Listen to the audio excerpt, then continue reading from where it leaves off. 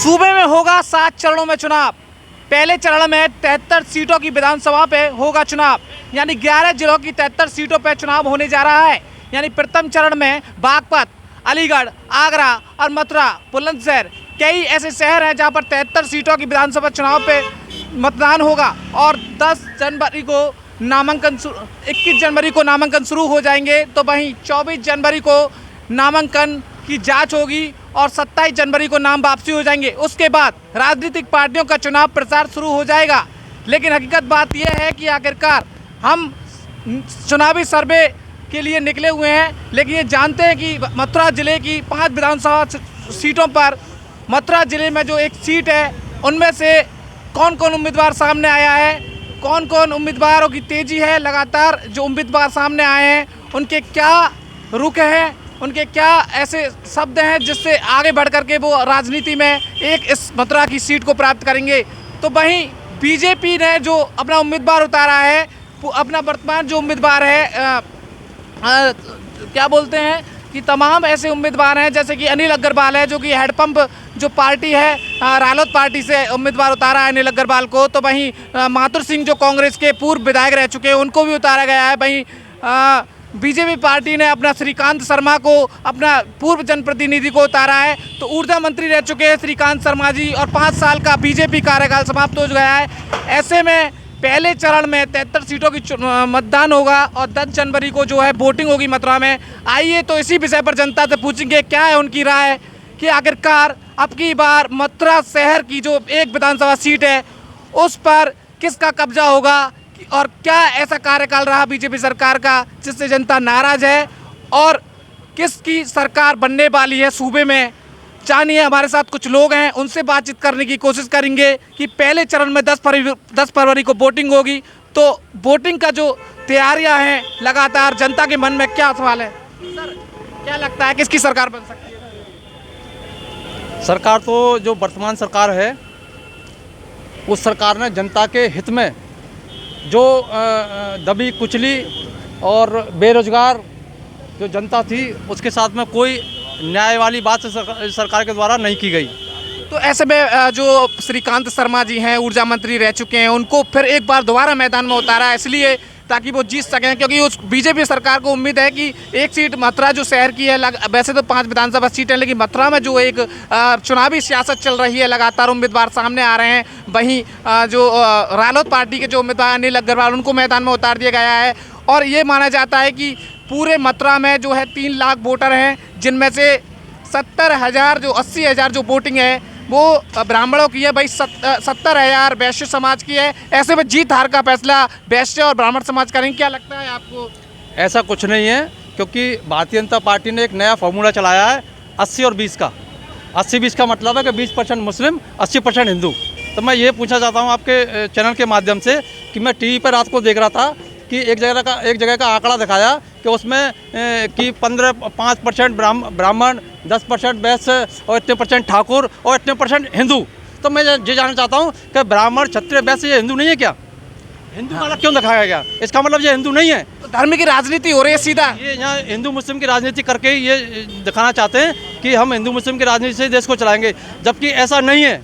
देश हिंदू मुस्लिम की राजनीति से नहीं चलेगा। तो राजनीतिक पार्टियां जातिकरण जो समीकरण होते हैं उनको साधने के लिए अलग अलग उम्मीदवारों को उतारा जाता है और ऐसा भी माना जाता है कि जो यहाँ के पूर्व विधायक रह चुके हैं प्रदीप माथुर जी, उनको वैश्य और ब्राह्मणों की वोट लगातार मिलती आई है। तो ऐसे में बीजेपी ने अपना जो उम्मीदवार उतारा है श्रीकांत शर्मा को, क्या लगता है उनको कांग्रेस की तरफ से चुनौती मिलेगी या कई उम्मीदवार जो नए नए सामने आए हैं, जैसे कि राज्य परिषद की जो बैठक हुई थी उसमें नरेंद्र सिंह जो महामंत्री थे उन्होंने अपना प्रत्याशी मुकेश चतुर्वेदी को मैदान में उतारा है यमुना के मुद्दे को लेकर के। तो क्या लगता है चतुर्वेदी समाज की जो वोट है ब्राह्मण के अंतर्गत आती हैं, ब्राह्मण के अंतर्गत वह भी आते हैं, तो क्या लगता है उनकी वोटें करते हुए तो सीधी जो वोट है किसको फायदा होगा, क्या नुकसान किसको? देखिए, नुकसान की तो बात यह है कि जो कांग्रेस पार्टी है ना, जो कांग्रेस पार्टी है शुरू से ही देखा इनके पास सबसे पहले 2 बैलों की जोड़ी थी। 2 बैलों की जोड़ी का मतलब का एक दलित था, एक मुस्लिम था। दोनों को बैलों के तहत जोता जाता था खेत में। तीसरा था चलाने वाला, वो ब्राह्मण था। इसलिए इन्होंने देश को जो भी 69 साल चलाया वो इन 3 लोगों पर चलाया। अब भारतीय जनता पार्टी के साथ ब्राह्मण जुड़ गया और कांग्रेस से हटके कर सपा से, बसपा से, इनसे मुस्लिम जुड़ गया। दलित का अलग पार्टी बनी गया बीएसपी। तो उनके पास कांग्रेस के पास क्या है? ये तो बेवजह की बात है कि जब कांग्रेस कमज़ोर होती है तो बीजेपी मजबूत हो जाती है, जब बीजेपी कमज़ोर होती है तो कांग्रेस मजबूत हो जाती है। ये एक ही थैली के चट्टे बट्टे, इनके बारे में कुछ नहीं कहा जाएगा। क्योंकि विशेष बात तो यह है कि जो जनता है, यहाँ की जो मजदूर किस्म के लोग हैं, आज त्राही कर रहे हैं क्योंकि उनको रोजगार से वंचित कर दिया गया। अब देखिए मथुरा में देखिए एक समाज को टारगेट किया गया है। यहाँ कहा योगी जी ने बराबरी एक आदेश किया कि जब मांस और ये शराब बंद हो जाएगी, है ना, लेकिन मांस बंदी कर दिया गया है, लेकिन शराब आज भी बिक रही है। ये कहा जाता है कि दरअसल जो लोकतंत्र है, लोकतंत्र में जनता के पूर्ण अधिकार है, मतदान के अधिकार है, ऐसे में जनता ही तय करेगी सरकार को बदलने का फैसला, जो जनता पर निर्भर है इस समय। तो राजनीतिक पार्टियां जातिगत समीकरण को साधने में जुटी हुई है। तो जो बीजेपी का जो कार्यकाल रहा है, कितनी जनता उससे नाराज है, क्या रोष है जनता में और बीजेपी सरकार को लेके? क्या बीजेपी सरकार में कुछ अच्छे काम हुए, ऐसा विकास हुआ जिससे कि आपको लगता है कि आने वाले समय में फिर दोबारा बीजेपी सरकार रहेगी? बीजेपी सरकार की कोई भी योजना धरातल पर नहीं उतरी, पहली बात तो। दूसरी बात यह कि बीजेपी सरकार जो वायदे करती है ना, वो उनको पूरे नहीं करती। ये कहती है आ तो करती है बा, कहते हैं डिग गेट जाएंगे तो जाएंगे होली गेट। इनका मामला ही दूसरा है, कोई विकास के मुद्दे पर नहीं लड़ेंगे ये, क्योंकि इनको जनता की आवश्यकता ही नहीं है। इनको आवश्यकता है ईवीएम की। कोई जनता को अगर आवश्यकता होती तो जनता के साथ इतना बड़ा जो अत्याचार ना करते। कोई जनता की आवश्यकता होती तो इनके लिए काम भी करते। जनता के संविधान में मौलिक अधिकार दिए गए हैं, उनका आनंद होता है, उनकी अभिव्यक्ति की जो आज़ादी है छीनी जाती है। पुलिस अगर मान लो आपके साथ शोषण कर रही है, वहाँ आपको बोलने नहीं दिया जाता है।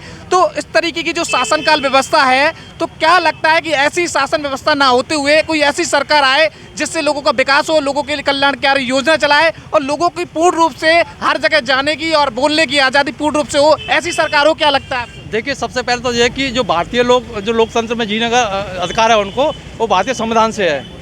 और संविधान को जो मानने वाले लोग हैं, आज भी उसी संविधान की वजह से देश चल रहा है।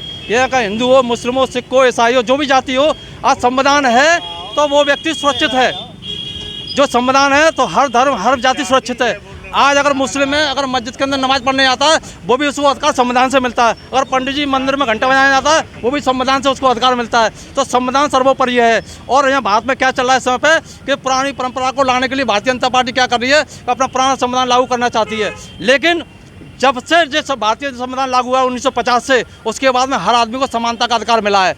और चाहे छोटा हो या बड़ा हो, सब समान हैं। लेकिन इनके संविधान के अनुसार छोटे बड़े की उनके जो फेरक्स है, क्योंकि ये ब्राह्मण है तो ये उच्च जाति का है, ये जाटा है तो ये नीची जाति का है। ऐसा कहा जाता है कि देश तो आज़ाद हो गया है, लेकिन जनता अभी तक पूरी तरीके से आज़ादी से मुक्त नहीं हो पाई है। और SC ST जो कानून जो सुप्रीम कोर्ट ने उसमें बदलाव किया था, सरकार ने, केंद्र सरकार ने ये भी कहा था कि जो कानून सरकार के द्वारा बनाया गया हो, संसद के द्वारा बनाया गया हो, उस पर सुप्रीम कोर्ट को बदलने का कोई अधिकार नहीं है। तो सुप्रीम कोर्ट का बीच में क्या कहना था इस कानून को लेकर के?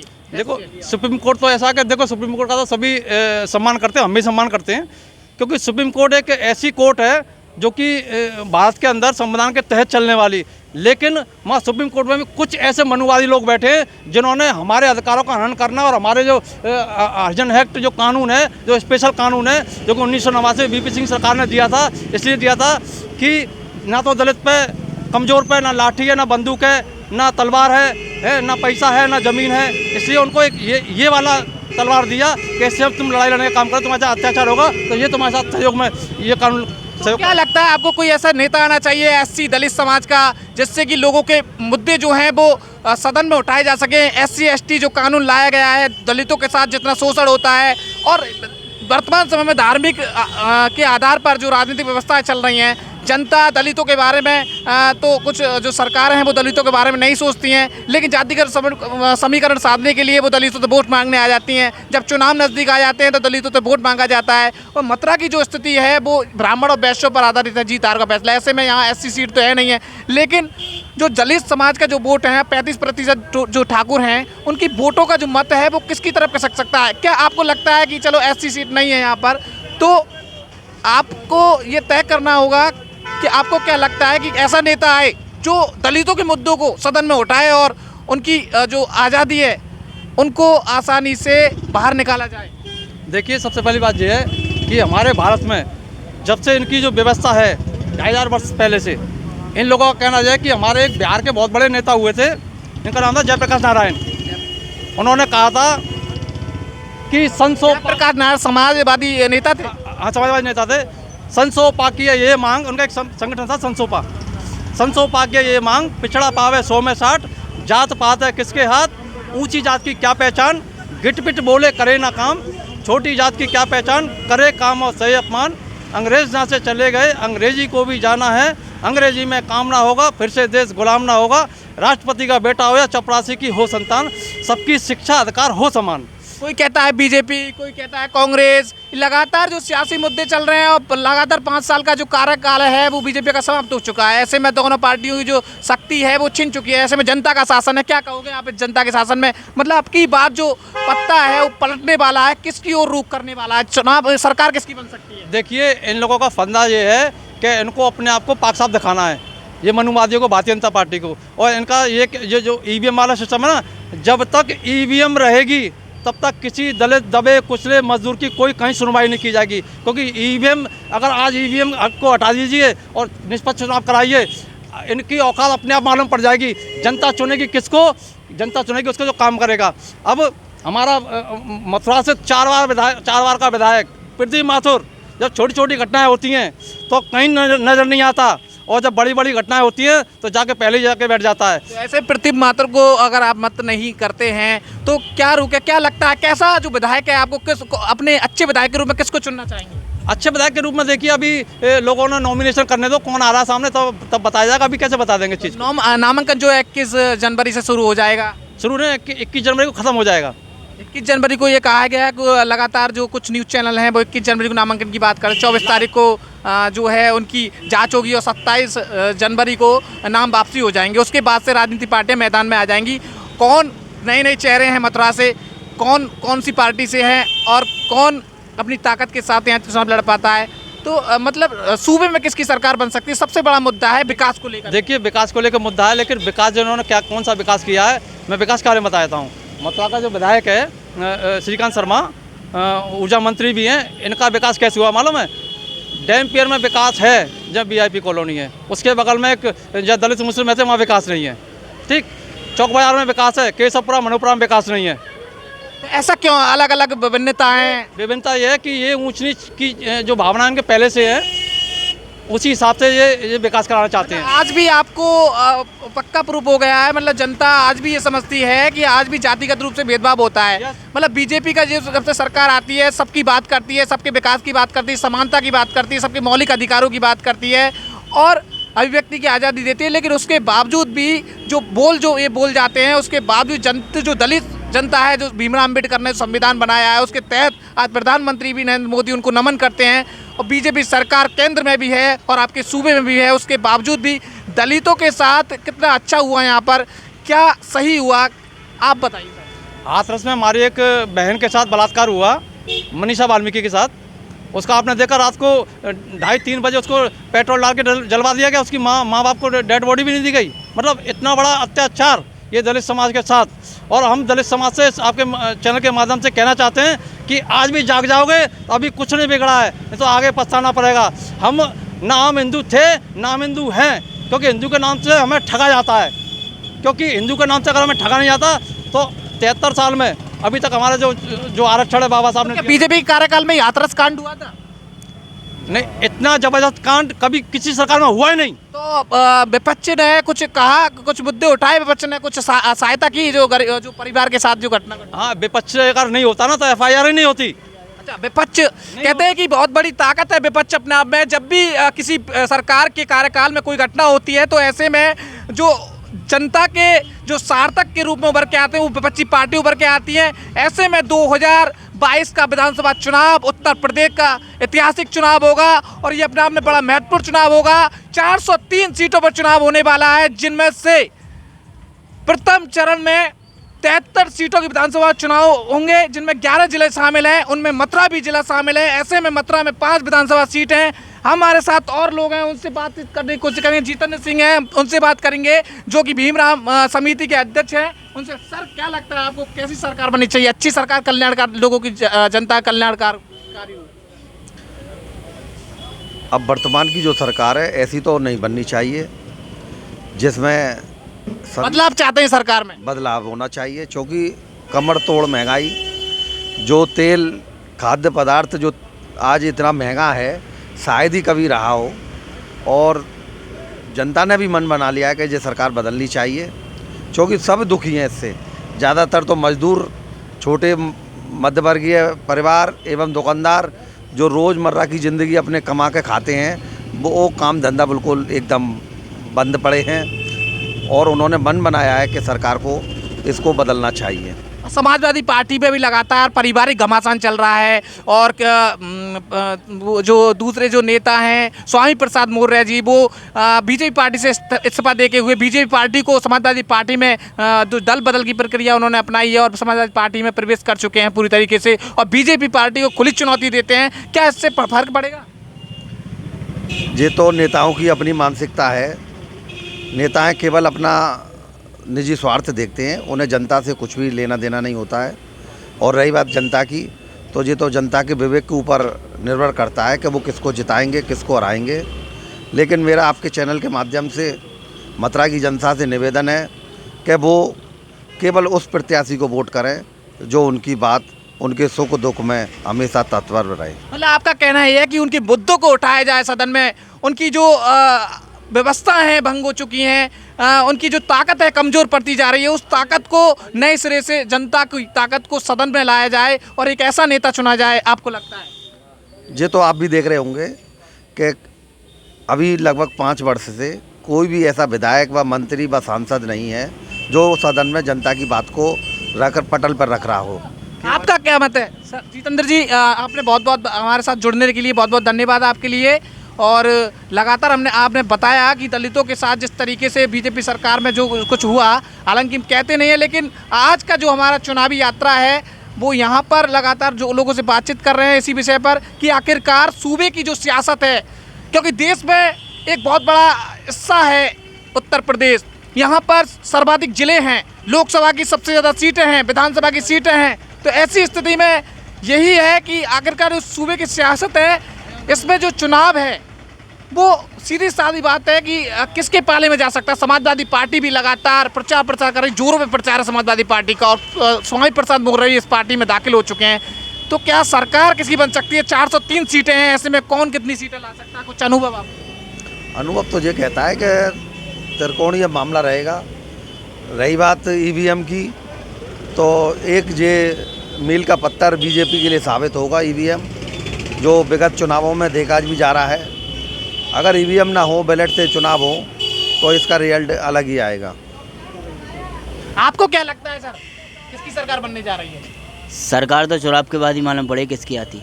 चुनाव तो देखो, अभी तो नामांकन ही नहीं हुए और नामांकन होने के बाद अभी जांच पड़ताल होगी और फिर नाम वापसी होंगे। उसके बाद जो है 10 मार्च को रिजल्ट आएंगे, तो 10 मार्च तो अभी काफ़ी लंबा है। उससे पहले जो राजनीतिक पार्टियां सामने आएंगी, चेहरे नए नए आएंगे, तो प्रचार प्रसार अभी शुरू तो हुआ नहीं है, लेकिन मीडिया के माध्यम से सर्वे किया जा रहा है, जनता से पूछा जा रहा है आखिरकार जनता की राय क्या है। सबसे ज़्यादा जो वर्तमान सरकार है, जे ना आए तो बेहतर है। अच्छा, लोग देखिए यहाँ पर 3 लोगों से बातचीत की हमारे साथ। जितेंद्र सिंह जी जो कि भीम अंबेडकर समिति के अध्यक्ष हैं, उनसे बात की। उनका कहना है कि सरकार में बदलाव होना चाहिए और सरकार में बदलाव होगा तो जाहिर सी बात है कि सूबे की जो स्थिति है वो मजबूत होगी। धीरे धीरे जो लगातार है वो बदलाव जो है आता हुआ नज़र आ रहा है, लेकिन अभी नामांकन शुरू नहीं हुए और जब नामांकन शुरू हो जाएंगे तो पार्टियों में बदलाव शुरू हो जाएगा और नए नए चेहरे जब सामने आएंगे तो लगेगा, उससे पता लगेगा कि आखिरकार मथुरा की जो विधानसभा सीट है उनमें से कितनी सीटों पे कांग्रेस जीत पाती है, कितनी सीटों पे समाजवादी जीत पाती है और कितनी सीटों पे जो रालोद पार्टी है, जिसकी लोकतांत्रिक पार्टी है, राष्ट्रीय लोकतांत्रिक पार्टी, जो कि उसके राष्ट्रीय सचिव जो अजीत सिंह है, जो कि चौधरी चरण सिंह के प्रधानमंत्री थे, उनकी जो पार्टी है उससे जुड़े अनिल अग्रवाल को उतारा गया है। तो ऐसे में अलग अलग पार्टियों ने अलग अलग उम्मीदवारों को उतार दिया गया है मैदान में, लेकिन नामांकन के बाद ये चेहरे सामने आ जाएंगे और इनका प्रचार प्रसार भी शुरू हो जाएगा। तो ऐसे में हमारे साथ जनता है, उनसे बात करेंगे कि आखिरकार सरकार सूबे में किसकी बनने वाली है और मथुरा की जो 5 विधानसभा सीट हैं उनमें से कितनी सीटों पर कौन काबिज होगा, किसकी सरकार, किसकी सीट आ सकती है। सर आप बताइए। ये हमारे कांग्रेस के उपाध्यक्ष हैं। हाँ बताएं आप। सर बीजेपी के कार्यकाल में लगातार लोग कह रहे हैं, नाराजगी है लोगों में, पूर्व जो ऊर्जा मंत्री श्रीकांत शर्मा जी को फिर मैदान में आ गए हैं। भाई सीधी टक्कर है माथुर सिंह की और 35,000 जो वोटर हैं ठाकुर हैं, 80,000 ब्राह्मण है और 70,000 वैश्य हैं, तो ये कहा जाता है कि जीत जो है वो निर्भरता वैश्य और ब्राह्मणों पर है। ऐसे में प्रदीप माथुर को पहले से ही वैश्य और ब्राह्मणों की वोट मिलती है। ये तो क्या लगता है यहाँ पर किसकी सीट आ सकती है? देखिए, पिछले 5 साल में मथुरा की जनता ने ऊर्जा मंत्री का पूरा कार्यकाल देख लिया। ऊर्जा मंत्री ने गरीब जनता के घरों में छापे पड़वाए, मीटर 3 बार मीटर बदलवाए। जिस गरीब का बिल 200 रुपये का आता था उसका बिल 2000 रुपये का आ रहा है। ऊर्जा मंत्री आम जनता से बिल्कुल दूर रहे। उनका घमंड मथुरा के लोगों से उनको दूर रखा। उनके भाइयों, उनके भतीजों, उनके रिश्तेदारों ने मथुरा की जनता की लूट करी। रहा सवाल, आपने सवाल पूछा कि प्रदीप माथुर को, और ये टक्कर भारतीय जनता पार्टी और कांग्रेस की नहीं है। किसकी टक्कर है? ये टक्कर 2 चेहरों की टक्कर है, 2 व्यक्तित्व की टक्कर है। पहला व्यक्तित्व प्रदीप माथुर, दूसरा व्यक्तित्व श्रीकांत शर्मा। प्रदीप माथुर मथुरा के 4 बार विधायक रहे। उनके कार्यकाल में जितना विकास मथुरा के अंदर हुआ उतना विकास कभी नहीं हुआ। अंडरग्राउंड बिजली की लाइनिंग, नया यमुना पुल, मुर्गा फाटक पुल, छठीकरा पुल, जन्मभूमि वाला पुल, तमाम ऐसी योजनाएं हैं। जैसे ये आपका गोकुल बैराज बना, स्टेडियम बना, ऑडिटोरियम बना, और ये आज नगर निगम जो लिए बैठे हैं, मंत्री जी अपनी मोहर लगाए बैठे हैं कि नगर निगम हमने बनवाया। ये नगर निगम भी प्रदीप माथुर जी की देन है। तो ऐसे में जनसुनवाई भी, जब प्रदीप माथुर पूर्व विधायक रह चुके हैं, 4 बार आपने कहा विधायक रह चुके हैं, और लोगों की जो आस्था है, भावना उन पर ज़्यादा जाती हैं, वैश्य और ब्राह्मणों की समाज की वोट मिलती है। ऐसे में बीजेपी सरकार ने समीकरण बनाया कि ब्राह्मण को दोबारा से ऊर्जा मंत्री को उतारा गया है मैदान में, तो क्या लगता है आपको? उत्तर प्रदेश के अंदर सबसे ज़्यादा हत्याएं ब्राह्मणों की हुई। उत्तर प्रदेश के अंदर का सबसे ज़्यादा उत्पीड़न अगर किसी का हुआ तो वो ब्राह्मण समाज का हुआ। तो ऐसे में ऊर्जा मंत्री ब्राह्मण समाज से आते हैं, उनको मैदान में बीजेपी ने उतारा, उसके बावजूद भी ब्राह्मणों के साथ आप कहते हैं अत्याचार हुआ है, और इसलिए क्या लगता है कि माथुर को वैश्य और ब्राह्मणों की वोट मिलती आई है? ब्राह्मणों के साथ अत्याचार नहीं हुआ, सीधा जागता उदाहरण है कि एक ब्राह्मण तेरा जो पिछली बार माठ विधानसभा से लड़के 50,000 से ऊपर वोट लेके आता है, तो ब्राह्मण का वहाँ से टिकट काट दिया है। इससे बड़ा उत्पीड़न हुआ ब्राह्मण समाज के लिए क्या होगा यार? जो कि भाजपा का संघ का कट्टर कार्यकर्ता SK शर्मा जी, उनका टिकट काट दिया गया। इससे बड़ा ब्राह्मणों के लिए उत्पीड़न और क्या होगा? ब्राह्मण समाज को तो सोच करके वोट देना चाहिए। और रहा वैश्य समाज का, वैश्य समाज का जो मीडियम क्लास का कारोबारी था, उस कोरोना काल में सब खत्म कर दिया, और GST बेचता बढ़ा दी, कारोबार खत्म हो गए, मध्यम वर्ग का आदमी खत्म हो गया। क्या लगता है बीजेपी पार्टी अपने हितों की बात करती है, अपनी उद्योग की सुरक्षा के लिए, अपनी व्यवस्थाओं के लिए बनाने के लिए ऐसे उम्मीदवारों को उतारती है? बीजेपी सिर्फ अपने हितों की बात करती है, और इस भोली भाली हिंदुस्तान